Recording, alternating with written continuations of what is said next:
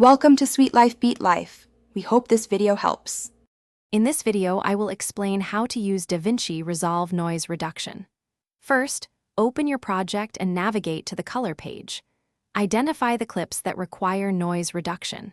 It's crucial to analyze the type of noise present, whether it's luminance or chrominance, to apply the most effective settings. This initial assessment saves time and ensures a cleaner final output for your video. Once on the color page, locate the noise reduction palette, typically found in the bottom right corner.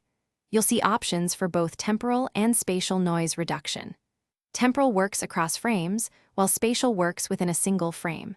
Start by enabling the temporal noise reduction, as it's often the most effective for general video noise.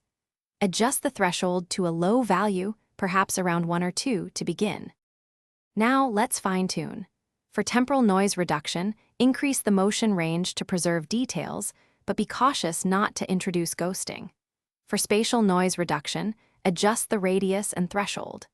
A smaller radius, like 1 or 2 pixels, is usually better for fine grain.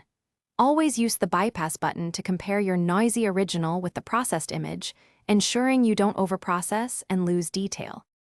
For advanced control, consider using power windows or qualifiers to apply noise reduction only to specific areas, like a noisy background. This prevents softening important foreground elements. Also, remember the order of your nodes. Applying noise reduction early in your node tree, before color grading, often yields superior results. Finally, when exporting, ensure your chosen codec and bitrate are high enough to maintain the quality you've achieved. Thanks for watching. Consider subscribing if we helped you.